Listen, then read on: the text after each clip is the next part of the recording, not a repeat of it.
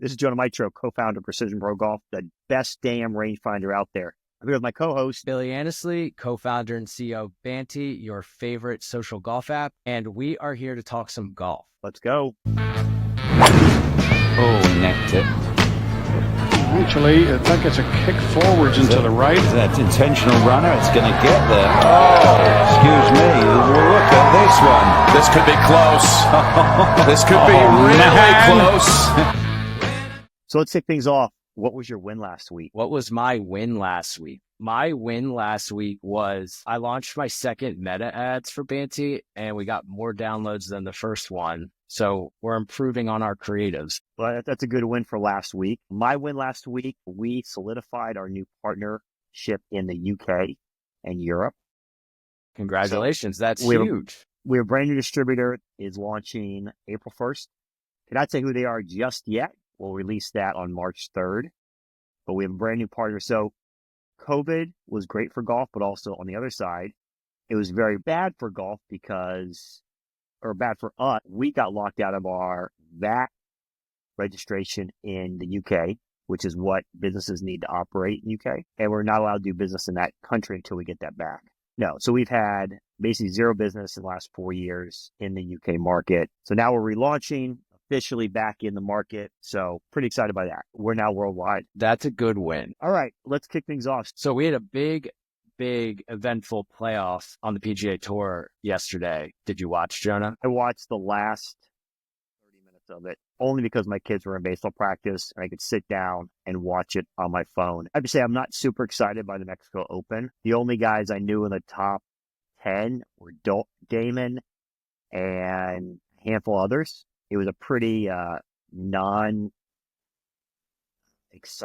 kind of top 5 that no one really knew about. So I turned it on, 18, 2 guys tied. They went to a playoff. The playoff hole number 1 was pretty uneventful. They tied. They went back to playoff hole number 2. This is where it gets really cool. All right, Campbell. You know his story? The only thing I know about him is that he finally won after his 187th start, I believe. He's been on tour between the Corn Ferry and PGA for 10 years. Was on the tour for 2 years. Got kicked off because he didn't make enough cuts and money. Was on the Corn Ferry for 7 years. He played in 168 events, never won. Got his tour card last year. This is his 4th event on tour. He wins and he makes more money in one event than he had in 7 years on the Corn Ferry Tour. And solidifies his kind of tour card for the next 2 years with a bunch of exemptions into, I think, the Masters, the U.S. Open, the PGA. So it's a really cool story, but this is where it gets better. Second playoff hole, they're playing 18. It's a par 5. He slices the crap out of the ball into the trees, out of bounds. He's done for. It hits a tree, bounces back in play. Right? The tree gods were with him. The golf gods were with him this weekend. He's 313 yards away. Hits a perfect second shot to 60 yards. Sticks within 3 feet. Makes the birdie putt to win it. And the person he beat, 20-year-old kid, Corn Ferry player, first kind of event. It's a great story. For Brian Campbell, I think it's awesome. Hopefully the PGA uses this for their next 7 days of kind of social play, because it's a great story on the tour to see a guy finally win in this way after struggling for 7+ years. The feeling of winning that tournament for Brian Campbell it's got to be unmatched to maybe next to his wedding day. I didn't know all that, and that is absolutely wild. So he's not married. His girlfriend was there. She started crying when he saw won. that, and that was amazing. I kind of put together, he must have been, I don't know if struggling's the word on the tour, but you could tell this was the first one. What do I equate this to? This is like, you know what it is? Okay, this equates to, I've been trying to sell a customer, I'm bringing our stuff in for 7 years, right? I'm pitching Dick's or Golf Galaxy.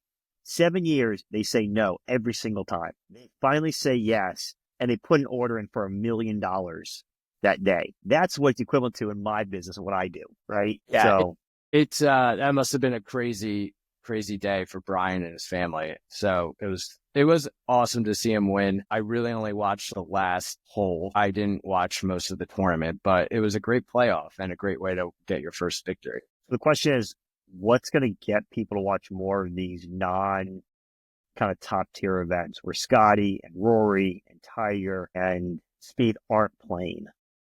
Right? Why do you watch it? I think you're just a mega golf fan. If you're not a super mega golf fan, I don't know why you would go watch it, in my opinion. But so they're doing a basically triple header of TGL today and tomorrow. There's 2 today, one at 5 p.m., one at 9 p.m. There's 1 tomorrow. So did the guys not want to play in this event because they're playing on TGL?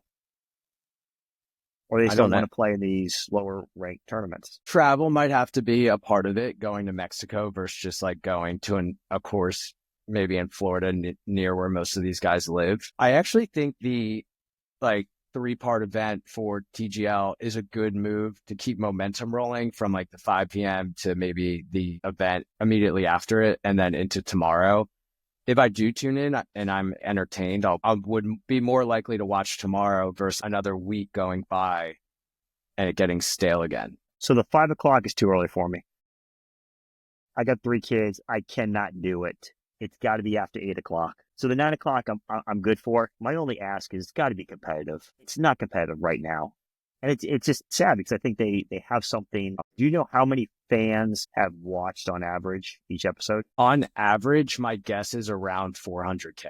Okay. So the average is 800,000 for the first 5 weeks, not including last week where they did the triple header on President's Weekend, which was about 350,000. So equate that NBA team on TNT, ESPN, maybe. Not your top tier guys. So it'll be interesting to see what the stats are for these next couple ones that come out today, tomorrow, or Monday and Tuesday. But I think my big thing with the TGL, do you think the TGL has been a success? Yes and no. I think that there's a lot of room for improvement. So how do they improve it? The TGL's main issue is that it does not feel competitive enough. The players don't seem to have that fiery passion that they show when they're playing in majors or just some of the bigger events on the tour. It just does not have that environment where you can tell that they're bringing it all and putting it all out there. Kind of seems very lackadaisical and they're just paid to be there. I think the one thing that TGL did well was, so who's your team you root for? Who's your team or football team? Philadelphia fan across the board. Okay. Because you grew up here or because you live here? Even if I moved, I'd still be full-blown Phillies fan. Okay. So if there was a Philadelphia golf club team, would you root for them over the New York team or the Jupiter team? Absolutely. You know what? There's a great comp to this, what the Premier Lacrosse League did. They kind of rolled out 8 teams a few years ago.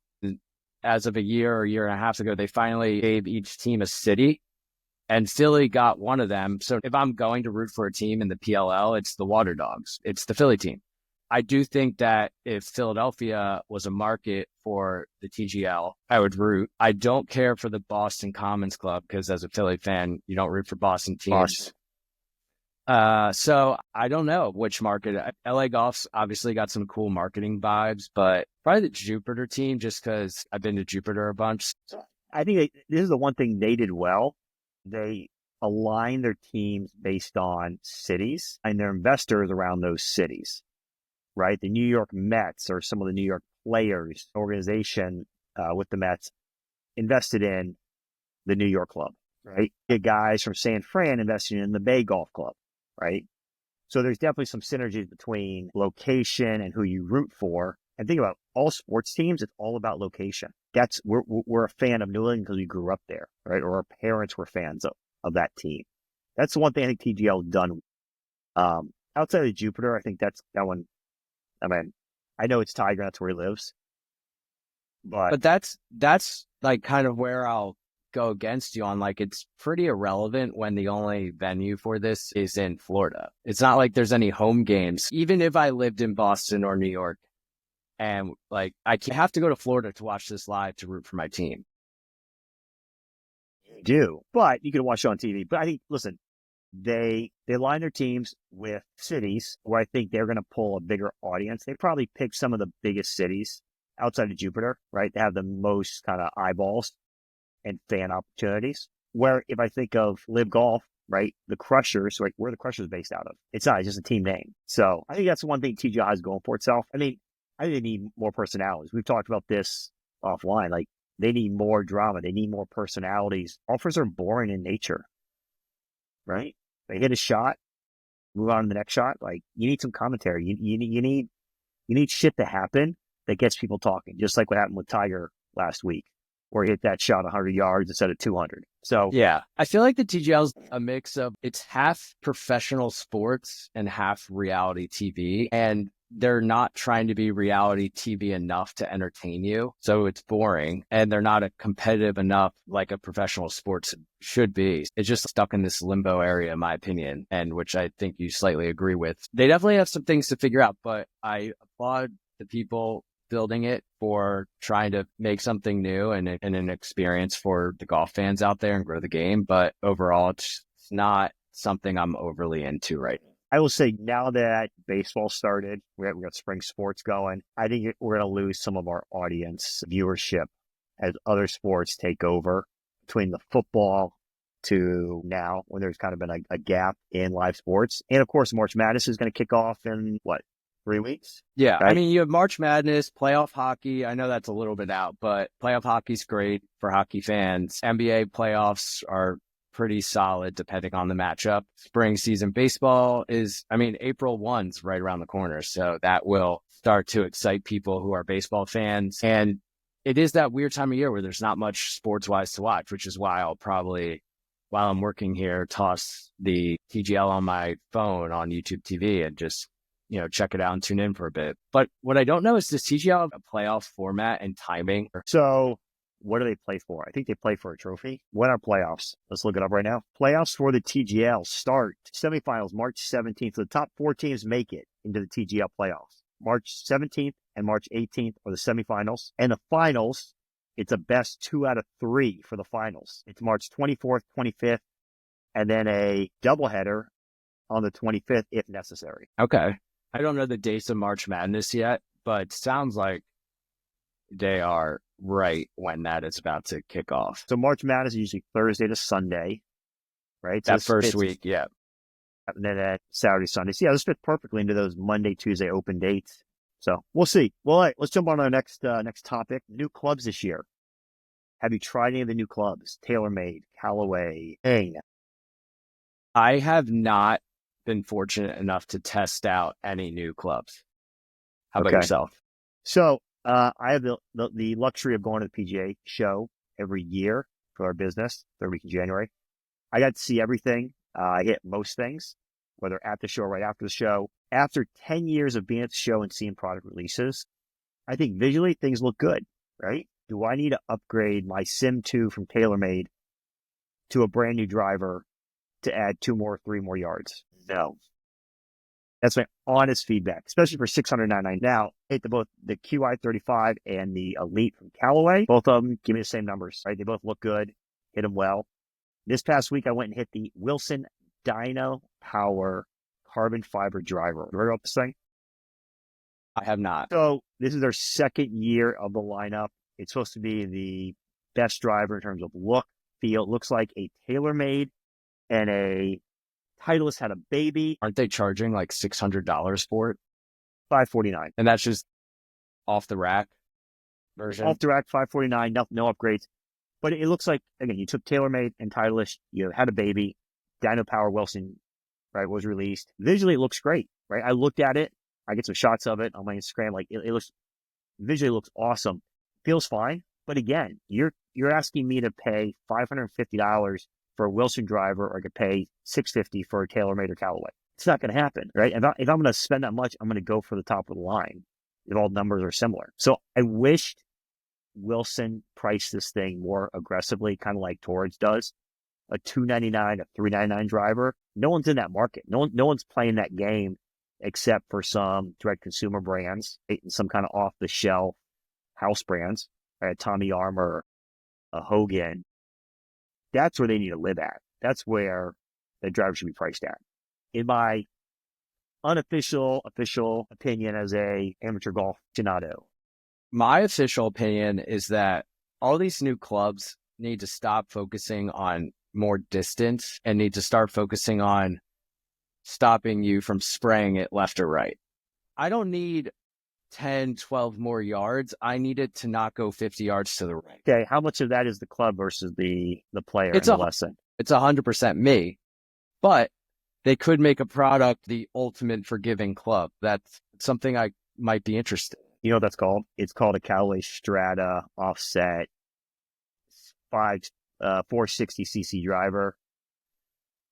Now, listen, I 100% agree with you. I don't need distance. I want accuracy. That comes from taking a lesson and fixing the issues that you have in your swing. That's how I fixed it. I went from a cut to a draw and worked on those little things where I can move the ball now and I can hit the shots I want. But it didn't happen with me getting new clubs. It happened with me changing my swing and my takeaway and my tempo. But that's how distance is kind of, I don't know if fix is the word, but improved. It's not necessarily the club giving you, maybe if it's a driver from today versus 10 years ago, your Sim 2 is fully capable of hitting the ball just as far as any of these new ones if it hit the right way. Now, the shaft, though, that's where I'm going to say the shaft makes a difference. Can I tell you a story? Played in Florida, and I can't remember the name of the shaft, but it was a really high-end shaft with a Cleveland high bore driver head. Guy I was playing with had it. I love the shaft. I love the club. Now, the club head's 10 years old, but the shaft is what did it.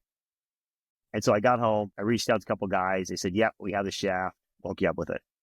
So now I'm going to take that shaft and put it on my Sim 2 head, and I'm going to see if I can get an extra 5 to 10 yards out of it. It's clearly the shafts are what are the biggest difference in golf clubs. I talked to the shaft. It is the make or break in terms of adding distance, especially when all the club heads, again, are made similar, in terms of technology now. My dad, who uses men's senior, he still tests out the same club heads that I would be testing out, whether it's the P790s. It's not like they make men's senior club heads. They might, but not to my knowledge. So that category is owned by Zexio. So it's a lighter weight head and a shaft, which is built for a slower swing speed. So that's made through Strixon and Cleveland. Again, I'm not there yet. Hopefully I won't be there for a long time. You got some years. I got a few years. So, all right, let's jump on our next topic. First, PGA, the merger. Will it happen? Ooh. What's the line at? There's got to be a line out there. All right, let's look it up. So what do you think? Will they merge? I think the golf product overall across the board is not as good as it used to be. It's just got to come down to money. I don't know if they even care if the golf product's bad right now that much, but if it's losing money for everyone, Liv gets what, a couple 100,000 viewers? Say they get 100,000 in Australia over 3 days, averaging 33,000 a day. That's not sustainable. They're just never going to make money if they only got 30,000 viewers for a tournament. So their event in Saudi Arabia, they had 40,000 viewers on average, which is nothing, right? I mean, Live Golf or TGL's getting 400,000 or TGL's getting 800,000. I don't know what Australia was because that was kind of the reverse. It's going to come out at night for us. They're in Saudi Arabia next week. So we're still looking for these betting lines. PGA Tour and Live merger. What would you say the line was if you had to guess? Plus 400. Not finding much out here. A lot of it is what players are going to win. All right, we'll rephrase this. Are Live and PGA going to merge by the end of the year? Your prediction? No. Nothing's going to happen before the end of the year. I still think that it's too early in their history to just cave and merge, but I could be wrong. What do you think? I think by the end of the year, they will have some type of merger agreement. I think they're going to keep their events separate. PGA players are going to be able to play, or Live players are going to be able to play PGA events starting March or April. I don't think anything gets combined until 2026. So here's the thing. If they're merged, why would you even have Live events anymore? What's the point? If they're one entity, will you have the team event? Will you have those Live events going on? No, I don't think you have any of those. There'd be no point in having Live Golf be a thing. But the Saudis have put all this money into it to what? Just have it die? And so they're part owners in PGA? That's a tough one. I mean, so I read something. That's why I don't think they'll merge. I just don't think they're going to cave yet. So my prediction, they will merge by the end of the year, but they'll still operate as separate entities. The PGA players and the Live players will compete together in the main events. In 2026, time will tell. Now, interesting. I read something from a guy on the Golf Channel, Rex Hogard. He said he thinks Live players will be able to play in PGA events as early as March. It's 10 days away. Time will tell, but we will see. All right. The big launch of the week. We're all in anticipation of this big launch. Full swing season 3. I'm excited. What are you looking for? Now, have you watched any of the previews? I have not watched the trailer for season 3 yet. I did watch the previous 2 seasons here and there. I didn't watch every single second of every episode. I kind of tuned into the players that I follow more than maybe some of the others. But I think it is the most interesting thing because some of these golfers are now living 2 completely separate worlds versus them all just on tour. I like seeing what's going on behind the scenes with Liv, and now of the TGL stuff too. I didn't think about that. Now, you know what? I don't think TGL will be on. I think they'll be probably talking about it. The planning leading up to it, the year delay with it, it's just another medium within it that they're going to be able to talk about. Who are you hoping is going to be on there that wasn't on last season? I hope that the content king is on it, Mr. DeChambeau himself. The guy already puts out unreal content across Snapchat, Instagram, TikTok. So I just think he'd be a great, great person to be on this show. I will second that opinion, and I'm going to say I want to see Tiger on it. I have to say this. Scheffler was on it. I saw a preview where Scheffler was being arrested, and they were talking about it. I completely forgot that he got arrested. I forgot that too. In Kentucky. So I think there's a lot of drama that's going to happen this year. Who do I want to see on it that has not been on previous seasons? So I'm going to second. I agree. I think Bryce on it would be amazing. I'm hoping that Tommy Fleetwood makes it is on season 3. So that's the one I'm looking forward to for this year. But listen, what's the plotline going to be? What's the story? The year of Scotty. I mean, from all of his wins, the arrest, I feel like a lot of it's I think they're going to have to work to make it not about Scotty because he was the story of golf last year. Player of the year, won 6 events. He probably played as good, if not better, than Tiger in 2000. Had very similar stats. Got arrested. Tiger's been there as well. Yeah, I think you nailed it. But there's got to be another storyline. You know what? No, it's Liv. I think your storyline's correct. I think there's going to be a Liv component to it as well, and maybe a TGL in a little bit. So we'll listen. First episode is on Tuesday night, Netflix. We'll have a recap of our initial thoughts from episode 1. All right. As we wrap up, what are your goals this year for golf? Personal goals. My personal goal is to break 80. Never broken 80 before. I am around a 17 handicap on average. I shoot low to mid 90s. So I think 80 is very doable. I once was a 14 handicap, but just have not been playing as much. So there is hope there. And to really clean up that driver, just stop spraying it. That's where I'm losing a lot of strokes, slicing it right. So that's where I need to improve my game to be more competitive with my friends who all seem to be sub 5 handicap golfers. So I'm going to say mine are 60% fairway, 60% greens in regulation. If I do that and putt well, I'm going to shoot 78 to 82 consistently. Number 2, eliminate the blow-up hole because that kills you. I don't know. That's kind of inevitable, but I wish you luck on that one. There's always a blow-up hole, but that's coming from someone who's a very, very average. Well, do you know what the average golfer scores? Probably like 105, so I might be a little above that. Yeah. So I heard a stat, 90% of golfers shoot over 100. I believe it. It's a really hard sport. So either I'm playing with not your average golfer and guys who shoot better, or it's funny because I feel like I'm a bad golfer because, like I said, all my friends are around 5-ish handicaps, so I'm just always the worst in the group. But if I were to go out with the mass of people who play golf, I definitely would be better than average. When you play with these guys, you're shooting low to mid 90s and they're all shooting 78s, 82s.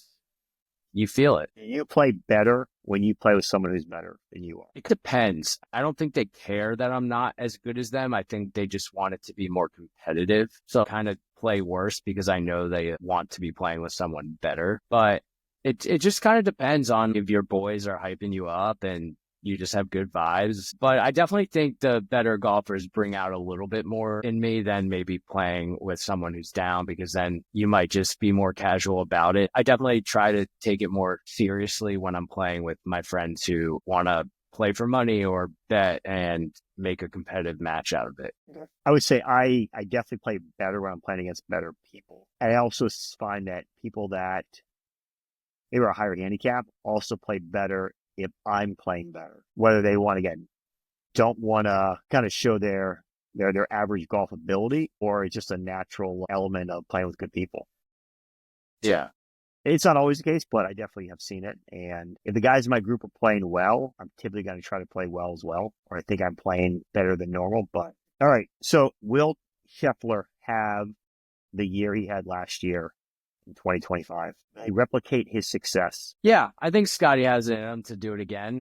I think he gets kind of on top of his game, on top of the golf world, and I think he's going to keep it rolling. I don't really have any other reason to believe otherwise. So when you're playing good golf, it usually translates to every time you step on the course, right? I think Scheffler will continue his streak. He finished in the Genesis, he finished tied for third. In Phoenix, he was 25. Pebble Beach, if you want to call that a real event, he was ninth. Hero World Championship, do you remember that from December? He won it, and that's coming off his win from the BMW or the Tour Championship in September, Labor Day weekend, where he won it as well.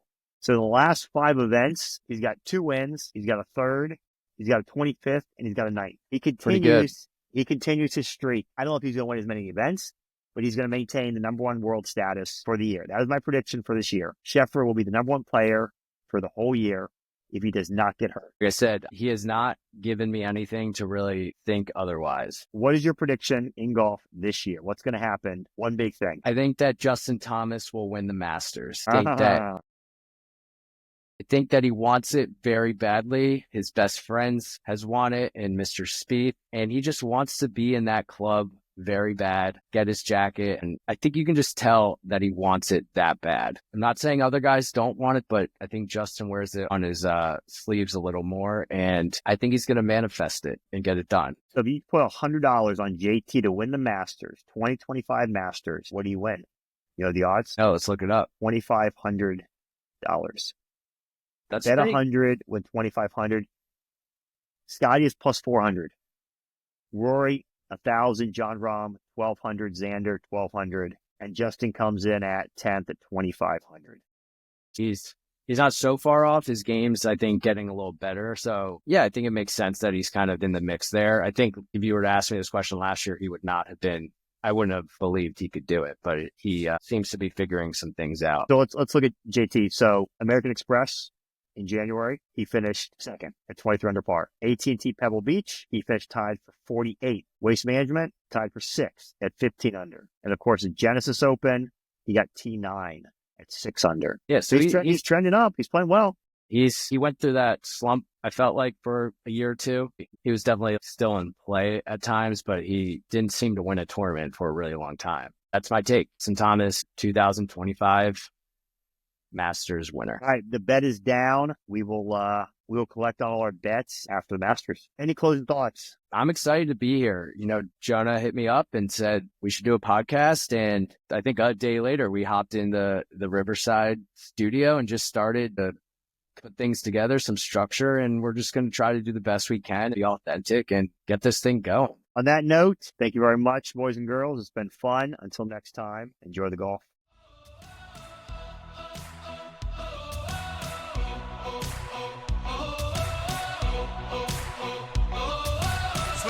Boomerang, your tank come around, wanna hit the top. Ooh, la, la, la, la.